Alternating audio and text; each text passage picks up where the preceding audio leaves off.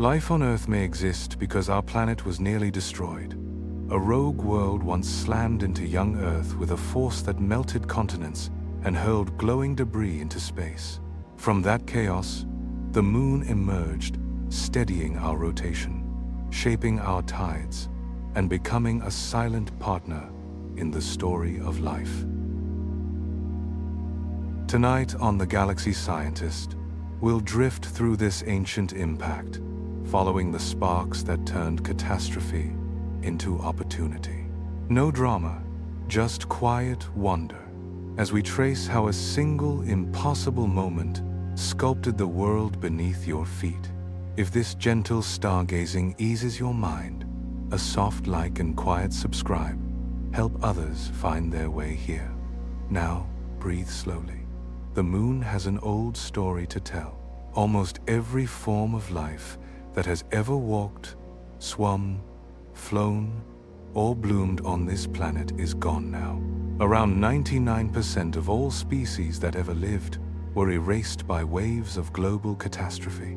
Great turning points when the world shook so hard that life itself nearly slipped away. And yet, without those disasters, without that long chain of close calls, you and I would not be here at all, sharing this quiet moment.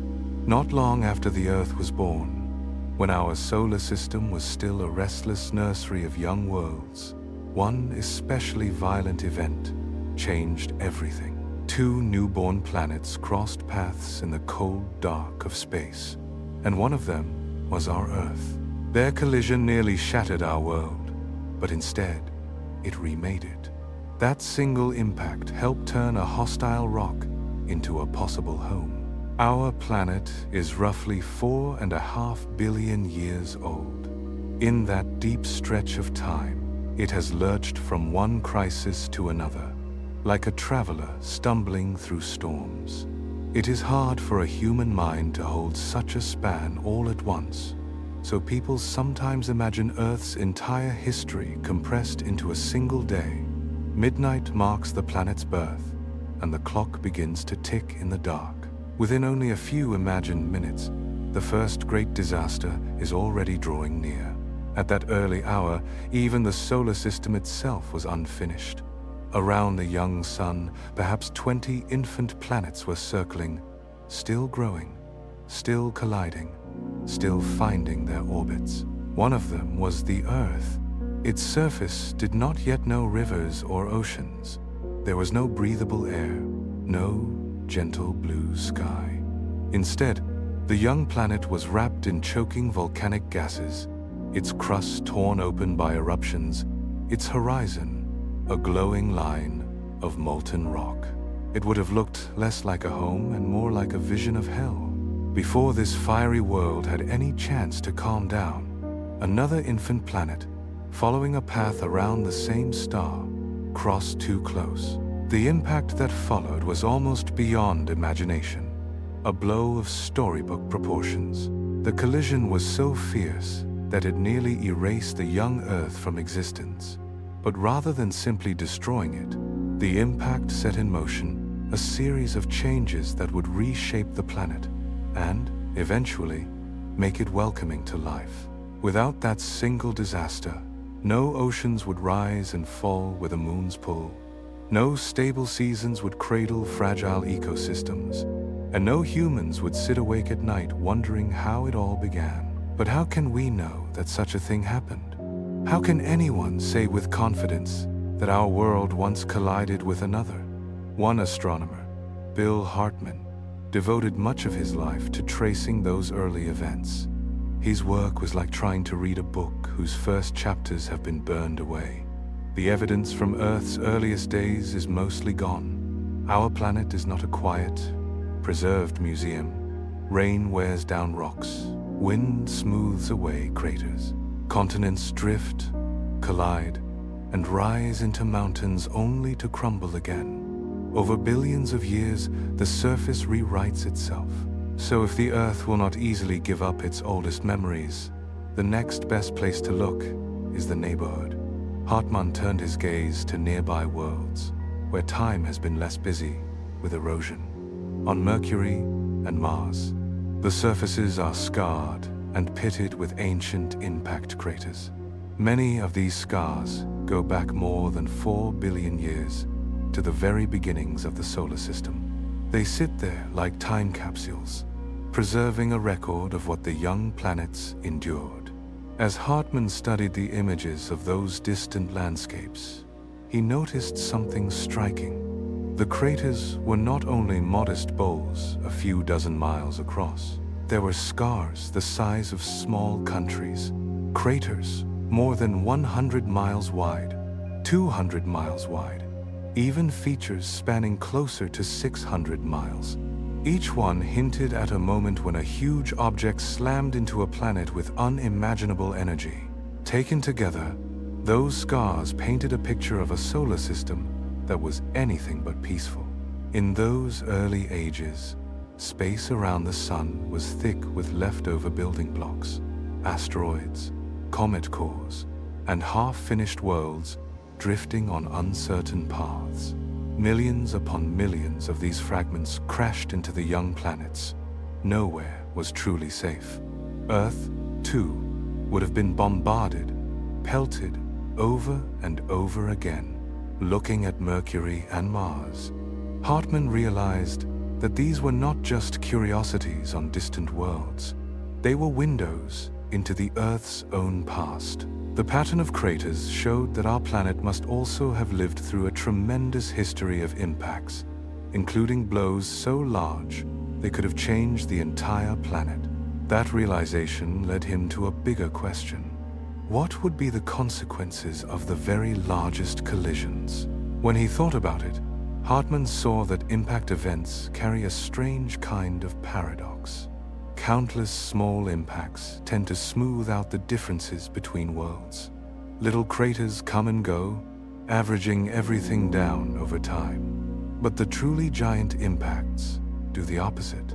They give each planet a unique personality. A single enormous collision can tilt a planet, strip away its atmosphere, melt its crust, or even spawn a companion moon. Our own world has two special traits that caught Hartmann's attention. First, the Earth does not spin straight up and down. Its axis leans over at a gentle angle, about 23 degrees. Second, beside it travels a large natural satellite, the Moon, unusually big compared to the size of its planet. To Hartmann, these were not random details. They looked like clues. He proposed something bold. Perhaps the Earth had been hit long ago by a body as large as a planet, and that impact had both tilted our world and given birth to the Moon. In his view, as the main planets grew and cleared their orbits, some leftover large bodies still wandered among them. If one of those strays struck the Earth just as it was finishing its formation, the collision could blast material into space. That debris might then gather itself into a companion, circling the Earth as a new moon, piece by piece. Hartmann built up a mental picture of the moment when the Earth collided with another world. He imagined the young Earth sweeping through its orbit, one glowing marble among many in the wide dark around the Sun. Perhaps 20 such infant planets were following their own looping paths, crossing and recrossing, sometimes coming dangerously close. Among them was a body that later scientists would call Theia, roughly the size of Mars, traveling at almost the same distance from the Sun as the Earth. In this imagined scene, the two worlds were slowly drawn onto a collision course. Eventually, Theia struck the Earth at a blistering speed, on the order of tens of thousands of miles in a single hour. With the force of billions of megaton-class explosions, the blow tore away vast sections of the Earth's outer layers. Billions of tons of rock and dust were flung into space, glowing from their own heat. For a time, debris from the collision formed a ring of red-hot rubble around our battered planet, like a newborn version of Saturn's rings, but far rougher and denser. Then, over many years, the pieces began to clump together under their own gravity. Rock joined rock, dust joined dust, until eventually a single body emerged from the chaos, a companion roughly 1/50th the mass of the Earth, cooling slowly in the darkness. That companion is the moon we see tonight. When Hartmann first put forward this idea in the 1960s, many people found it hard to accept. At that time, most scientists were used to thinking of planetary history as a slow, steady process. Mountains rose grain by grain as erosion and tectonic plates worked over millions of years. Oceans shifted shorelines with patient waves. The suggestion that something as enormous as the moon might have formed in a single, violent event felt shocking, almost too dramatic to be real. For a while, the theory lingered at the edge of mainstream thinking. Then, a new source of evidence arrived from a place no one had ever touched before. In the late 1960s, when the Apollo missions sent astronauts to walk on the lunar surface, they did more than leave footprints and flags. Over 6 visits, crews explored dusty plains, peered into craters, and carefully collected samples of lunar rock and soil. In total, they brought back hundreds of pounds of material from the moon's surface. For the first time, scientists on Earth could hold pieces of the moon in their hands and examine what it was actually made of. The results were unexpected. The rocks from the moon's highlands and plains had a chemistry that looked remarkably similar to the outer layers of the Earth's crust. To many researchers, this was a curiosity, a neat detail to puzzle over. To Hartmann, it felt like a missing puzzle piece clicking into place. If the moon had formed from debris blasted out of the Earth's outer layers, then its composition should resemble those layers closely. It would be made not of deep, untouched material from the planet's core, but of crustal rock ripped free and cooled in space. The lunar samples seemed to match that story. To him, it was as though the moon itself were quietly confirming his idea. Even so, not everyone was convinced. Many scientists remained skeptical, uneasy with the scale of the event the theory required. For some, the idea of a single colossal impact that both reshaped the Earth and created the moon still felt like too much to ask from one moment in time. Hartmann remembered colleagues telling him that they should first exhaust every more modest explanation, every gentler theory, before turning to something so wild. Years passed. Then, by chance, Hartmann crossed paths with another researcher whose tools could test his vision in a new way. At a conference, he met astrophysicist Robin Canup. She had been using computer simulations to study how moons form around the giant planet Saturn, modeling the way icy and rocky particles gather within and near Saturn's rings. After she gave a talk, Hartmann approached her with a simple question. Had she ever thought about using those same models to explore how our moon might have formed? At the time, she had not. But the idea stayed with her. If a simulation could show how ring material around Saturn gathers into moons, perhaps it could also show what happens when 2 rocky planets collide and leave behind a disk of debris. So she took the same kind of modeling software and turned it toward the early inner solar system. On her virtual stage, she let a young Earth spin and orbit, then introduced another small planet on a nearby path, just as Hartmann had imagined. She set the conditions so that, if the collision worked out, the end result would be a world like Earth with a single large moon. In her mind's eye, and on her computer screen, the clock rolled back 4.5 billion years. The Earth was freshly formed, still glowing within, and space around it was crowded with leftovers of creation. In this scene, we drift in the dark and watch as a smaller planet, gliding in from the right, begins to close the distance to the young Earth, represented by the larger planet on the left. In the quiet theater of her simulations, Rob and Canop let the two worlds finally meet. The smaller planet drifted in, the larger waited, and then, in a heartbeat, the collision took place. The blow was not straight on, but a glancing strike, like a stone skipping against the surface of a pond. In that single sweeping moment, the incoming body was torn apart, its entire form unmade by the force of the impact. Her models showed what might have happened in that ancient encounter. Thea, the wandering impactor, did not survive at all. The Earth did, but only just. The force of the collision was so immense that it distorted the shape of the young planet itself. For a while, the Earth did not resemble the calm blue sphere we know. It behaved more like a droplet of molten rock flung through space, wobbling and heaving under the energy that had slammed into it. In the slow-motion view of the simulation, the grazing blow sent a kind of wave racing around Earth's surface. Canop compared it to the way water responds when a stone hits a lake at an angle.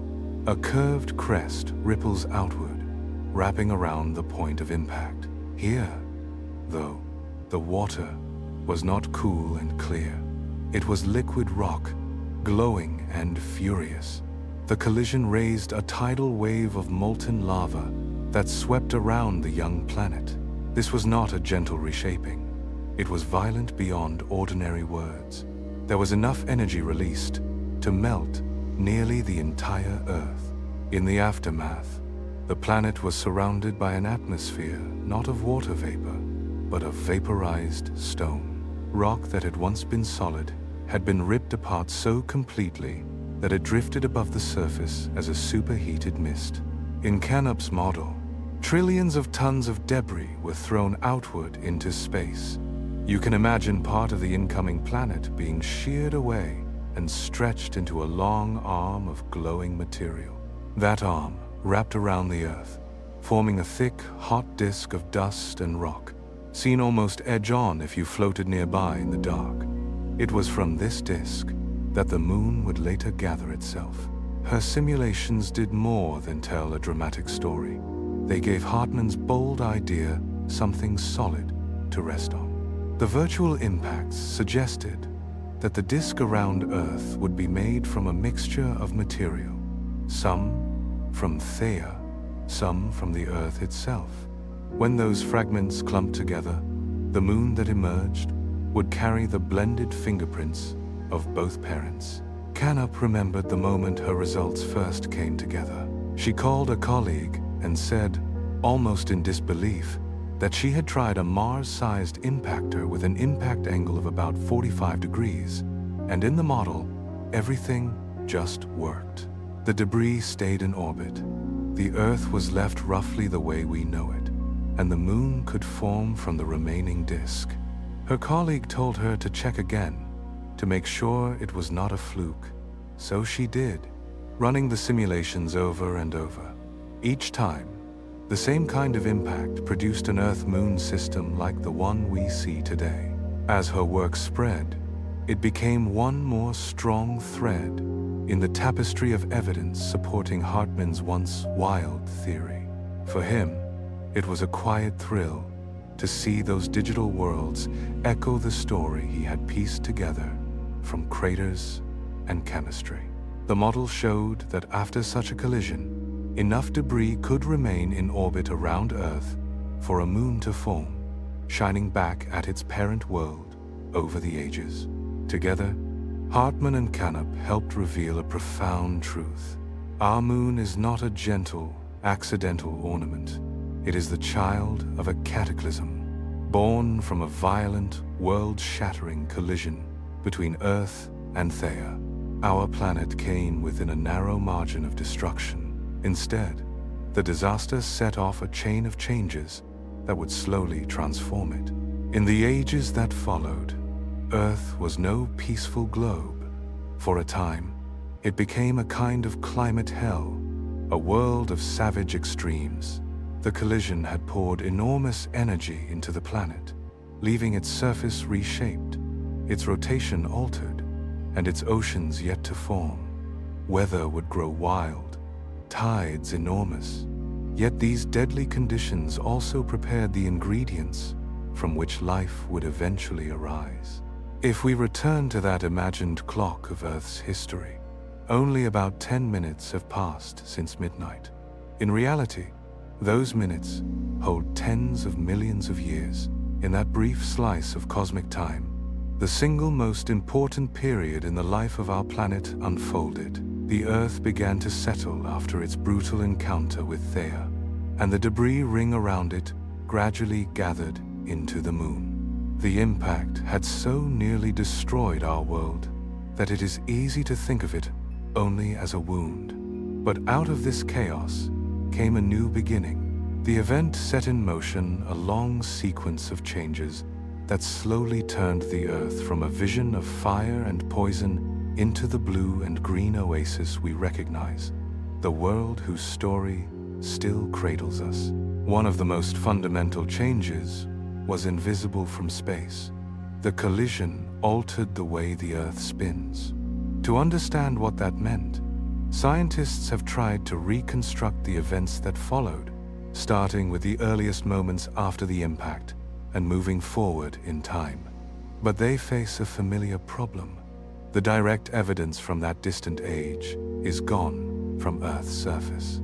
The rocks that remember it have been weathered, buried, recycled back into the planet's interior. So researchers search for indirect ways of looking back. In a quiet corner of upstate New York, near Ithaca, paleontologist Judith Nagel-Mears walks across fields that were once the floor of an ancient sea. Embedded in those rocks are fossilized corals. They are relatively young compared to the birth of the moon, only a few 100 million years old, but they hold a subtle clue about the Earth much earlier in its history. Fossils are like small time machines. You find them, and suddenly a window opens onto a world that no longer exists. By studying their shapes and structures, you can reconstruct the environment they lived in, long before humans were even an idea. The corals Nagel-Mears studies have a special property. They do not just tell you that the sea was here. They tell you how the days passed when they were alive. Corals, both ancient and modern, build their homes layer by layer. As they grow, they lay down thin sheets of limestone to make protective shelters. Each day, they add a new layer, a tiny band of mineral. If you examine a living coral closely enough, you can see these fine lines, stacked one upon another, like pages in an incredibly delicate book. They are a bit like the growth rings in a tree, but here, each ring marks a single day rather than a single year. Over time, those daily lines gather into larger patterns. Many lines together create one broader annual band. In modern corals, if you count the daily growth lines in one yearly band, you find that there are about 365 of them. Each line is one day, and all together they make 1 year, matching the rhythm of our current calendar. This is where the clue appears. When scientists count the daily lines in fossil corals that lived roughly 400 million years ago, they do not find 365 lines in a year. They find more.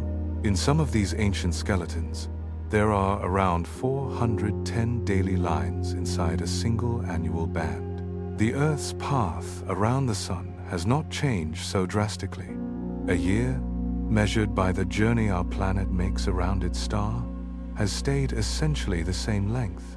So if there were more days in a year back then, the only reasonable explanation is that each day must have been shorter.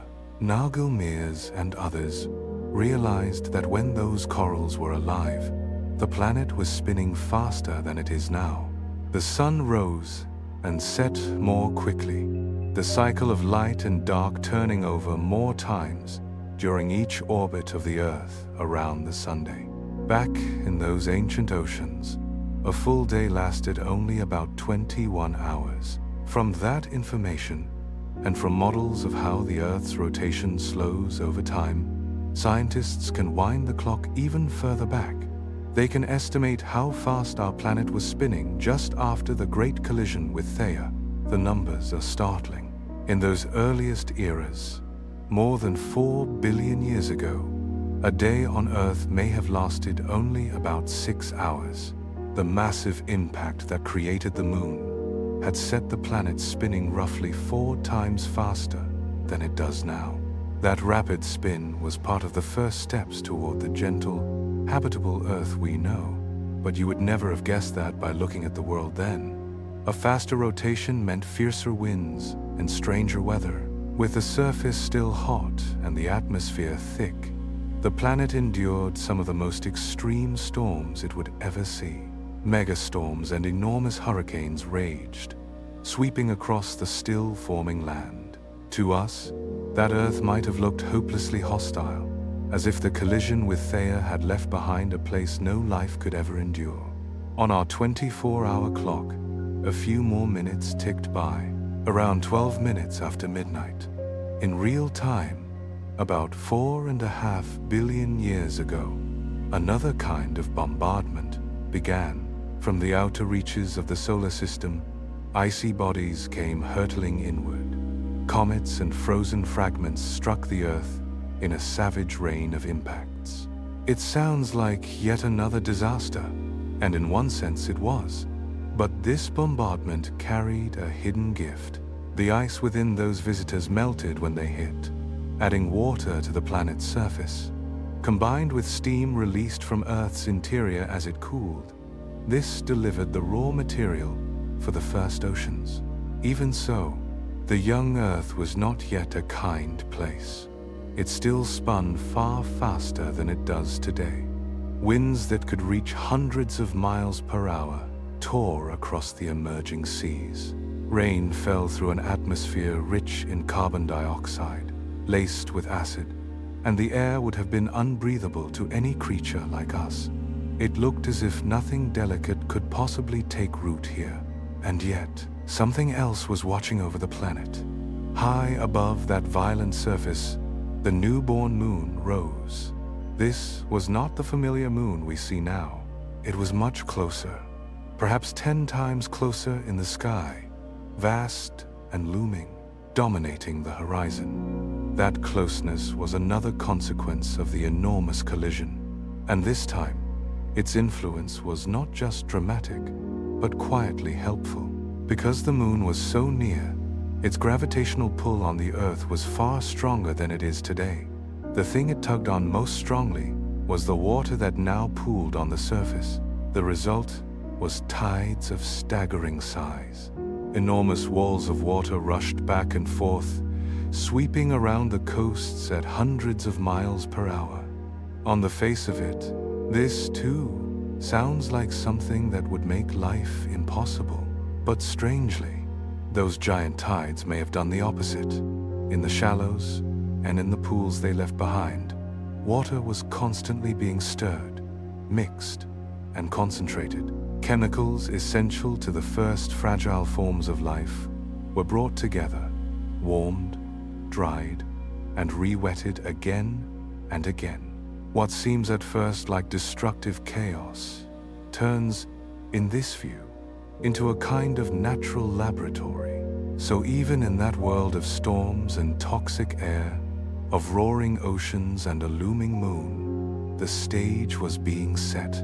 What looked like punishment from the sky was, in a deeper sense, preparation. Instead of preventing life, all that motion and energy actually helped life on Earth get started. Along one stretch of the Canadian coastline, there is a place where the sea seems to breathe more deeply than anywhere else on Earth. This is the Bay of Fundy. Here, the difference between low tide and high tide can reach as much as 50 feet, the ocean lifting and falling as if it were a vast, slow lung. It is like a scaled-down echo of the enormous tides that once swept across the young Earth when the moon hung much closer in the sky. Physicist Neil Cummins comes here to watch what happens when the tide rushes in, to stand close to the edge of that power and let it hint at the past. He is not only interested in the beauty of the bay, but in what today's tides can whisper about those that roared billions of years ago. On a day when the conditions are right, he expects to see something dramatic. A tidal bore, a single rolling wave, perhaps 5 or 6 feet high, pushing its way up the narrow channel. As he waits, he keeps an eye on the middle of the river where sea and river meet. Far upstream, the water begins to change. The smooth surface curls, white foam appearing along a distant line. The bore is coming, a moving step of water that grows more distinct as it approaches. You can hear it before it arrives, a low rushing sound that feels out of place in such still surroundings, as though some great animal were stirring just beyond sight. There is a sense that something is happening here that does not happen in ordinary places. When the bore finally reaches them, it is over quickly, but it leaves an impression. Behind that single wave comes a surge of water that keeps on rising, flooding into the bay. Every 24 hours, around 100 billion tons of seawater flow in and out of the Bay of Fundy. The tidal bore here is among the largest and most impressive in the world. As the tides rise and fall, the waters smash against the edges of the bay. Waves claw at the cliffs, tear at the sand, and pull loose grains of minerals and bits of rock. All of that material is carried out, stirred into the wider sea.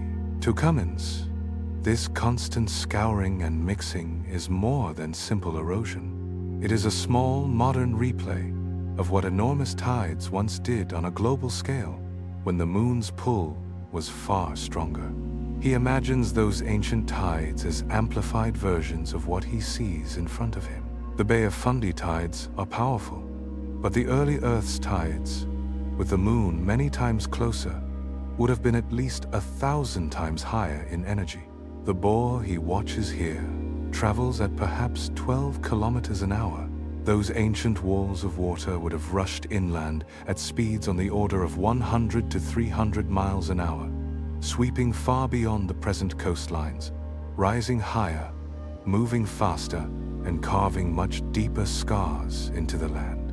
The difference is almost impossible to feel fully from a quiet shoreline on a modern afternoon, but the principle is the same. Tides are not just the gentle lift and fall we see today on sandy beaches.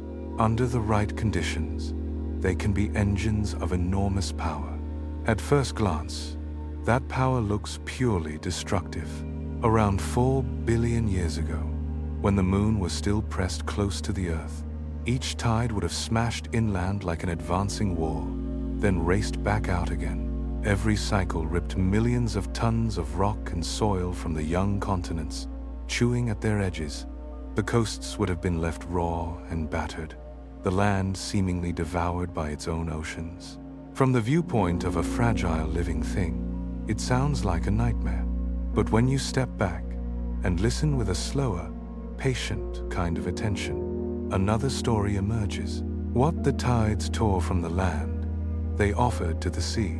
The minerals, salts, and nutrients they stripped away did not vanish.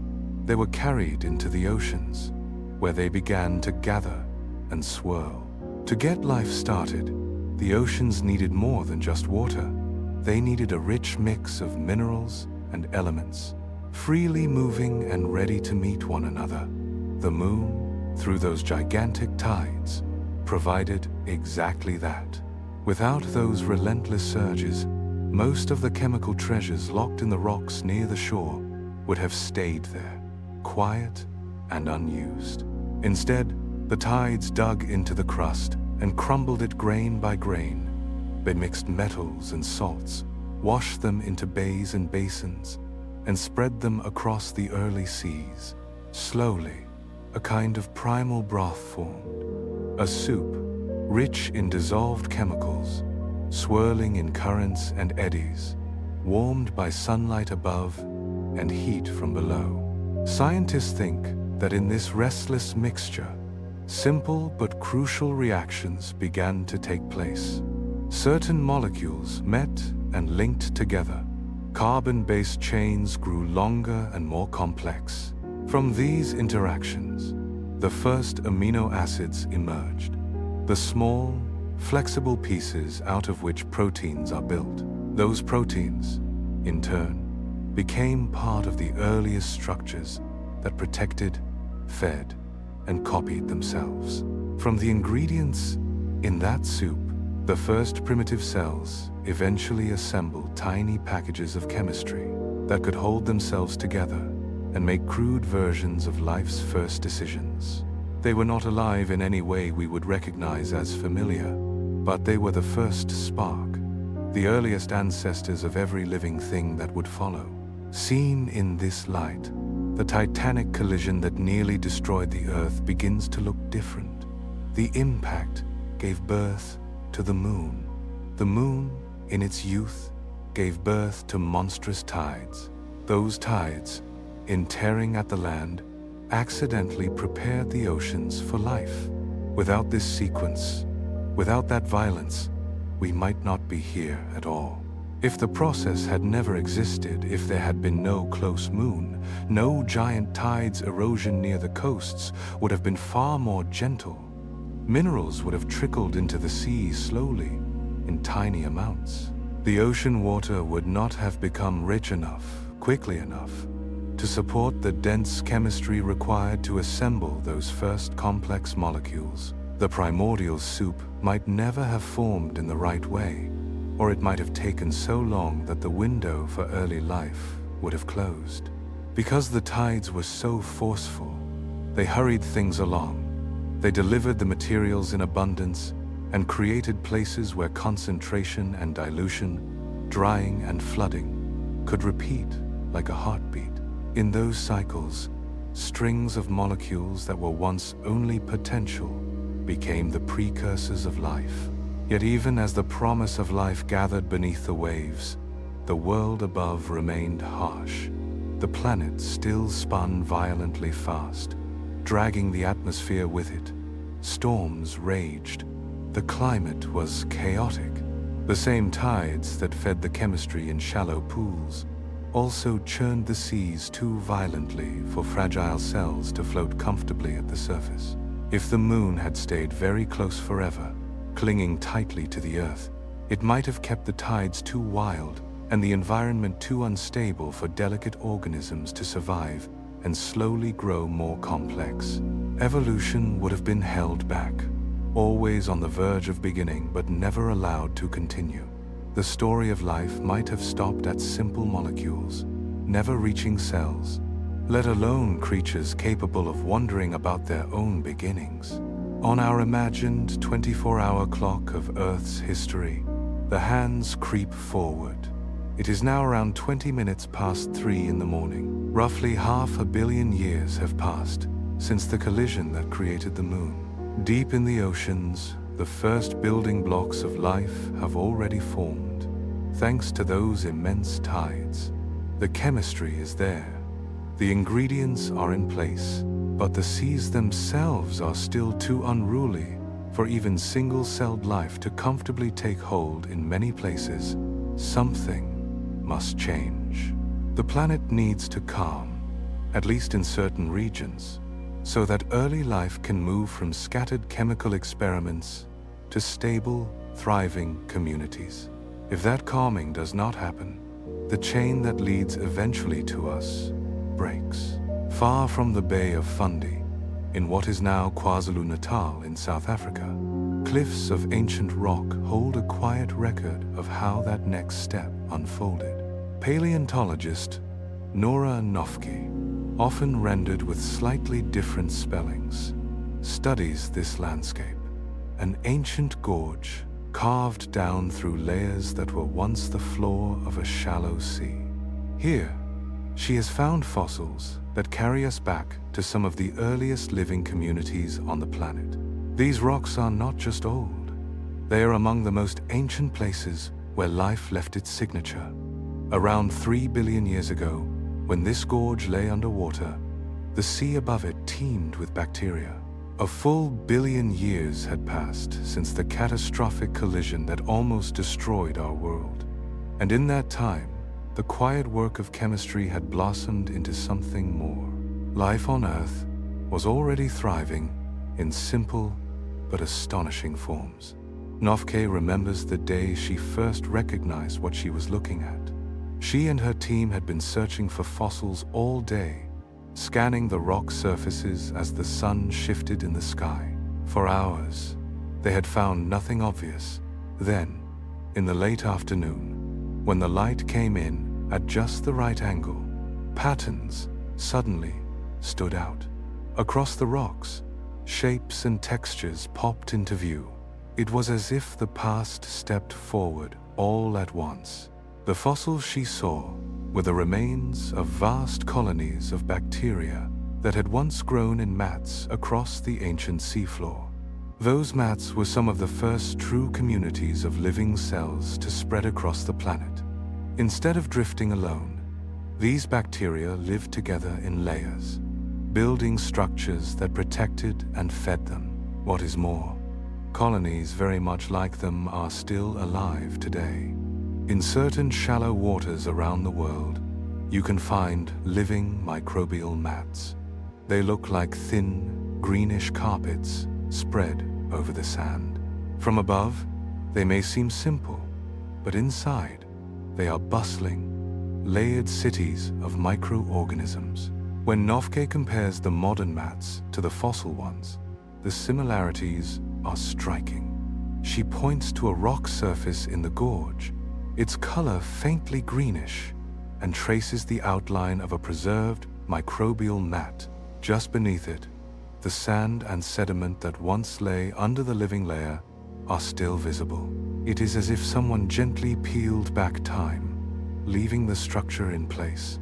A piece of mat like this, she explains, is not just any rock. It is a community frozen in stone, and it is about 3 billion years old. As she explores the gorge, she finds that the rocks are packed with these traces. There is not just one kind of mat, but a whole variety, different textures, shapes, and arrangements that suggest an astonishing diversity of microbial life.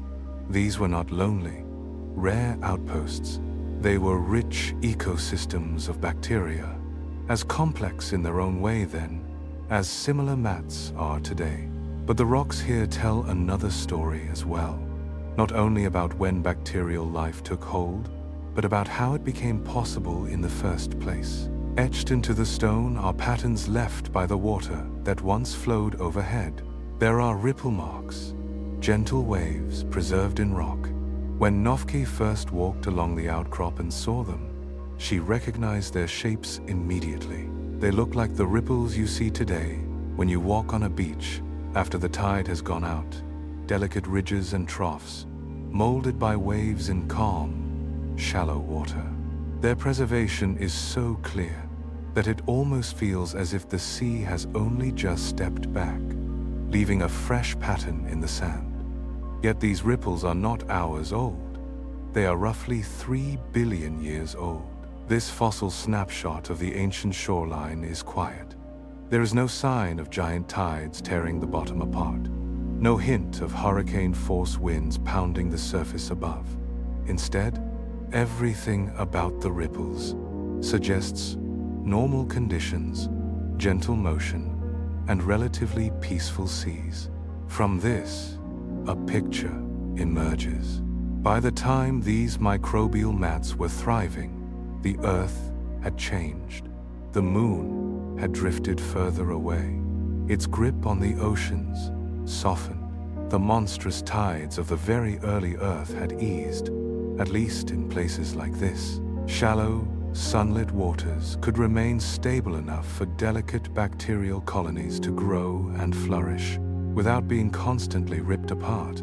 The site shows that at least 3 billion years ago, in these quiet shallows, the living conditions had become calm and ordinary enough for life not just to begin, but to stay, to adapt, and to slowly unfold.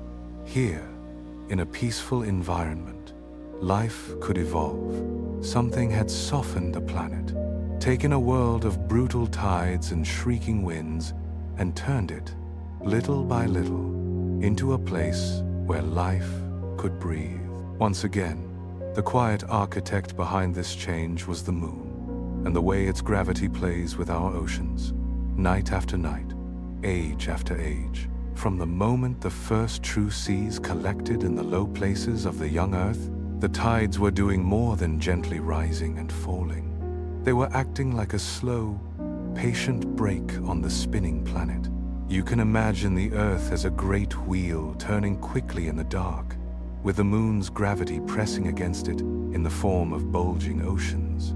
Those bulges never sit exactly beneath the moon. Because the Earth spins, they are dragged slightly ahead, pulled and tugged across the sea floor and against the continents. In that drag, energy is lost, like warmth in your hands when you rub them together.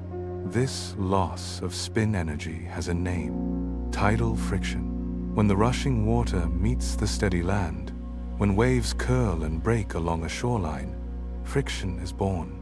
On human timescales, it is too small to notice, but over millions upon millions of years, the effect adds up. The Earth's rotation gradually slows, and the length of a day stretches out, like a note being held a little longer in a song. As the days grew longer, the constant howling winds of the very early Earth began to ease. A rapidly spinning planet stirs the air fiercely, whipping storms into enormous fury. A slower spin calms that violence. The atmosphere still moved, clouds still gathered and broke, but the chaotic, almost never-ending hurricanes of the earliest ages slowly lost their grip. It was a gentle step toward the quieter world we know, a small easing of a deep tension. Yet this alone could not remake the oceans into the calm, shallow waters whose ripples were preserved in the rocks of KwaZulu-Natal. Even as the Earth slowed, the moon still hung relatively close in the sky. Its gravitational grip on the oceans remained strong, and the tides it raised were still much larger than the ones that lap at our beaches today. For the seas to become truly gentle in many regions, something more profound had to happen. The moon itself needed to move. The evidence for that motion comes from a surprising place, not from ancient rocks, but from a beam of light. On the last Apollo missions, when astronauts walked across the moon's dusty plains, they left behind more than footprints and a flag. They gently placed small panels studded with mirrors on the lunar surface. These reflectors, silent and unassuming, became tiny beacons, waiting for a conversation with Earth. Decades later, in West Texas, at the McDonald Observatory, a different kind of caretaker carries on Apollo's work. NASA engineer Jerry Wyant drives out to a laser telescope and quietly resumes a task begun long before, measuring the distance from the Earth to the moon with exquisite care.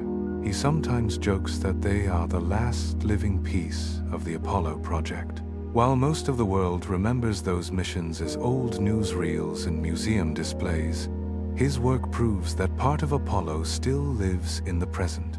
On clear nights, Wyant and his colleagues open the dome, check their instruments, and aim a powerful laser toward the sky. The laser fires in pulses, each one a burst with the brightness of a billion-watt flash, though by the time it reaches the moon, the beam has spread and softened. Its target is one of those reflector panels left by the astronauts, each one only about the size of a small map. Hitting something that small from nearly 250,000 miles away is like threading a needle in the dark from across a vast room. Finding the reflector is a delicate dance. The moon is moving, the Earth is turning. The telescope must track both, sliding its aim across the sky with astonishing precision. To the naked eye, the target is just a bright patch among many. To the laser, it must be exactly right. Some nights, it can take hours of adjustment and searching before the team is confident that the invisible beam is striking that cluster of tiny mirrors. When everything is aligned, they fire. The pulse of light races outward, through empty space, touches the reflector, and bounces back. Sensitive detectors wait for the returning photons, counting them like rare fireflies. The system measures how long the entire journey took, down to trillionths of a second. From that tiny interval, they can work out the distance to the moon with breathtaking accuracy. For most people, the moon is a symbol of romance or a comforting lantern in the night. For Wyant, it has become something more intricate and intimate. When he looks up and sees its familiar face, his first thought is not poetry. He wonders whether the laser is working, whether the signal will return tonight. The truly remarkable part is that the time it takes for the light to complete its round trip is not constant. Year after year, the return time grows ever so slightly longer. That small drift in the data carries a quiet message. It tells us that the moon is slowly moving away. From the careful analysis of these measurements, scientists have confirmed what theory had long suggested. The moon is drifting outward from the Earth by a little more than 1½ inches each year. It is a motion so slow that no human eye could ever notice it. But over hundreds of millions and billions of years, it reshapes the geometry of the Earth-Moon partnership. This slow retreat is the missing piece in the story of why the oceans eventually calmed. Long ago, roughly 3.2 billion years in the past, the moon was dramatically closer to the Earth. At that time, it may have hovered only about 15,000 miles away, hanging enormous and bright in the sky, raising tides that climbed into true mountains of water. Those tides, though, were not just passive creatures of the moon's pull. They had weight of their own. The great bulges of water the moon raised possessed their own gravity, and because the Earth spun beneath them, those bulges did not sit still. They were dragged slightly ahead of the line connecting Earth and moon. That offset meant the tidal bulges tugged forward on the moon, giving it a tiny extra pull in the direction of its orbit. In gently pulling on the moon, the tides were transferring energy from the Earth's rotation to the moon's motion. The Earth's spin slowed, and the moon's orbit grew larger. You can picture the Earth and moon as partners in a slow, ancient dance. As the moon's gravity lifts the oceans into tides, the Earth loses a little of its spin, and the energy does not simply disappear. It becomes the gentle push that lets the moon spiral outward. This dance has been going on for roughly 4.5 billion years. The great collision that created the moon started it. At first, the tides were monstrous and violent, shredding coastlines and feeding the chemistry of the early oceans. Over time, as the Earth's spin eased and the moon drifted farther away, the tides shrank from enormous walls of water to the more modest rises and falls that we see today. The seas, once savage, slowly found more peaceful rhythms. In those calmer waters, life could take deeper root. So the same catastrophe that nearly ripped our young planet apart before life even had a chance, the impact that seemed like pure destruction, actually ended up making life possible. Without the moon, there would have been no colossal early tides to fill the oceans with minerals and nutrients. Without tidal friction, there would have been no gradual slowing of the Earth's spin. Without the moon's retreat, there would have been no long-term calming of the seas. The planet would have remained wilder, more hostile, for much longer. The nutrient-rich oceans, once slammed by brutal tides, grew gentler. Shallow shores became stable. Microbial mats spread across quiet seafloors. In those places, life began not only to appear, but to flourish. The story might have ended there, with simple cells slowly exploring what it meant to exist. But the universe seems to favor turning points. Just as life started to flourish, it faced a new kind of disaster, one born not of crashing rocks or crashing waves, but of invisible chemistry. The threat this time did not fall from the sky. It was exhaled by tiny organisms in the sea. Some of the bacteria living in those ancient waters discovered, over long stretches of time, a new way to harvest energy. Using sunlight, they began to pull in carbon dioxide and water, and, as a side effect, they released a gas into their surroundings. To us, that gas is familiar and life-giving. To much of the early biosphere, it was deadly poison. That gas was oxygen. On our planetary clock, it is now around 10 minutes past 8 in the morning. More than 1 billion years have slipped by since the violent collision with a wandering planet nearly destroyed the Earth. That impact gave birth to the Moon and set in motion everything that followed. Enormous tides, enriched oceans, calmer seas, and the first flourishing of bacterial life. Among those bacteria, some evolved this new process, early photosynthesis, that would quietly alter the chemistry of the entire planet. As they spread, they pumped more and more oxygen into the oceans, and, later, into the atmosphere. For many of the organisms that had grown comfortable in a low-oxygen world, this change was catastrophic. The very gas that would one day let animals like us breathe was, to them, a toxin. It was a catastrophe that wiped out many of the species that could not adapt to the new conditions. Whole branches of the early tree of life withered in this strange, slow-motion disaster. And yet, without it, the story could not have continued in the way it did. Oxygen made possible richer metabolisms, new forms of protection, and eventually, the complex cells that would build plants, animals, and brains capable of wondering about distant ages. Some bacteria started to release a deadly, poisonous gas, oxygen. It was a change that would sweep across the world, killing many forms of life. But without that transformation, without this invisible catastrophe, complex life, including us, would not be here at all. Across a quiet stretch of northern Mexico, far from cities and noise, the landscape opens into a high desert, bleached rock, thin air, and scattered pools that shimmer with stillness. It is a place that looks empty at first glance, almost barren. But if you stand there long enough, something deeper begins to reveal itself. This desert is more than a lonely patch of earth. It is a rare window into the deep past, one of the very few places on the planet where we can glimpse what the Earth might have looked like around 2 billion years ago, when life hovered at a fragile crossroads of possibility.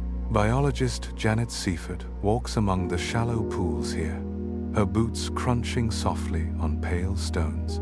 She studies the communities of bacteria that live in these waters, tiny organisms that gather into structures, visible even to the naked eye, ripples, domes, and small mineral mounds that rise from the bottoms of the pools. To her, they are not just curious patches of life, they are reflections of a much older world. Early Earth, she likes to remind people, belonged entirely to bacteria. There were no forests, no animals, no towering plants, only vast microbial communities that painted the oceans in invisible color. This place in Mexico, with its warm pools and layered microbial growth, becomes a kind of time machine, a proxy for the world before complex life existed.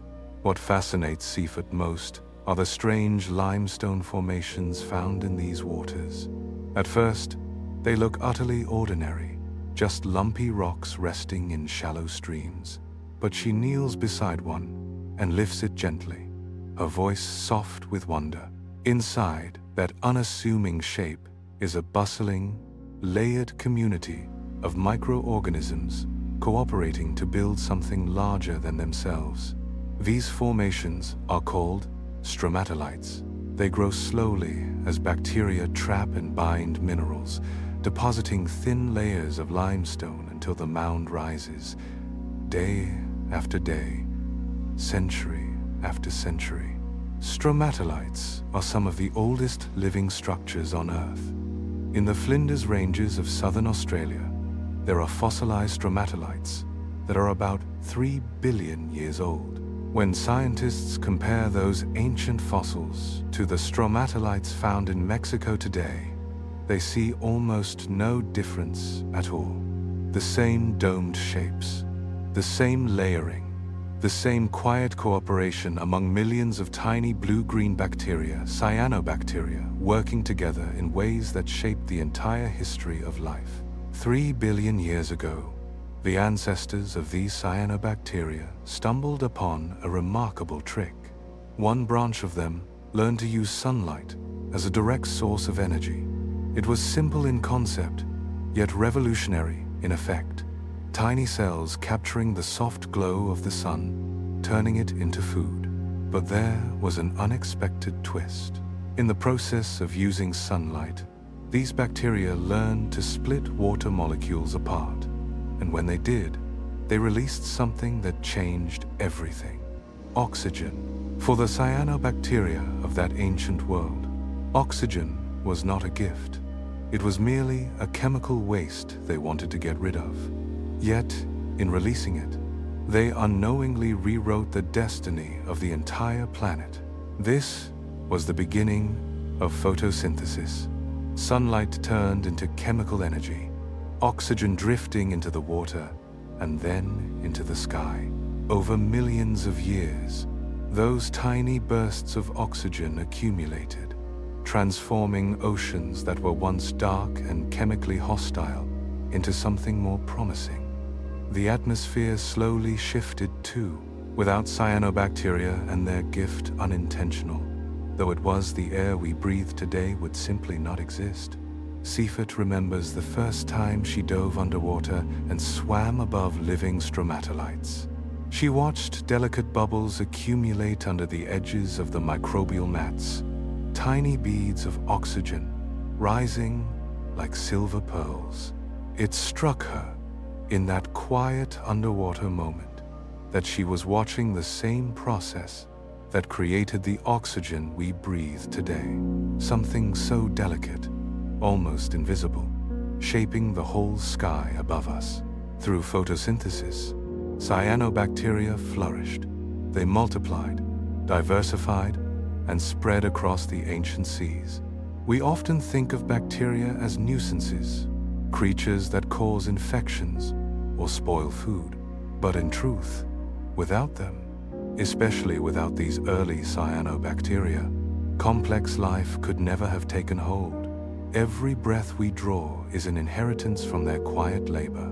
Every tree, every blade of grass, every living thing that depends on oxygen is descended from the same early chemical innovation. But for the organisms living at that time, creatures that thrived in oxygen-free environments, this new gas was a death sentence. When oxygen first began to accumulate, it was poison to most of the life on Earth. Entire communities of early bacteria perished, unable to adapt to the rising levels of this strange, reactive substance. For a long while, it was a biological catastrophe. And yet, as always, a few survivors endured. Some bacteria learned to tolerate oxygen, others learned to use it. Those hardy survivors became the ancestors of every complex cell, every plant, every animal, every human. What began as a toxic byproduct became the foundation for breathing, for movement, for thought. One day, Seifert stood beside a stromatolite and reflected on that long chain of events. "That bad, poisonous gas," she said softly, "is the only reason I'm standing here." In the grand sweep of 4 billion years, photosynthesis stands among the most important biological innovations ever to arise. A quiet spark that changed the sky. By a little after 8 in the morning on our imagined planetary clock, The atmosphere had gained its first breath of oxygen. The oceans teemed with bacteria, busy weaving the early threads of life. Evolution had truly begun, and tracing all the steps backward, it becomes astonishingly clear how much depended on catastrophe. It feels natural to assume that life always had to arise this way, that the path was logical, even inevitable, but nothing about it was guaranteed. The collision with Theia, the violent event that created the moon, was perhaps the only reason life ever evolved at all. A slightly different angle, a different speed, a collision that was softer or harder, and the world might have found itself without a moon, without tides, without stable climate cycles, without the oceans we know. If you consider all the possible collisions that could have happened, all the random outcomes that might have created Earth-Moon systems far less hospitable than the one we inherited, the odds begin to feel almost impossibly delicate. We are here only because the universe chose one precise chain of events among countless others. And that is the quiet truth scientists keep returning to. We are not here because everything went smoothly. We are here because, again and again, in the deep past, disaster opened a door. Catastrophes, once seen as interruptions in the story of life, now appear to be some of its most important chapters. Each one altered the world, redirected the future, and carved a new path forward. Standing on a sun-warmed rock, one scientist reflected on this and said, almost with a sigh, "We're here because we're lucky. Not because we were destined, not because life was fated to happen, but because an entire sequence of fragile, improbable events lined up in just the right way." The collision with Theia was simply the first. Many other rolls of the cosmic dice followed, shaping oceans, climates, atmospheres, and ecosystems in ways that could easily have turned out differently. It is humbling to think that a slight change in any one of these steps could have created a world unrecognizable to us today, or perhaps no living world at all. But woven through that humbling realization is something gentle, almost comforting. Catastrophe is often a beginning in disguise. The collision that shattered Earth's early surface was the beginning of a new Earth, the one that would eventually cradle life.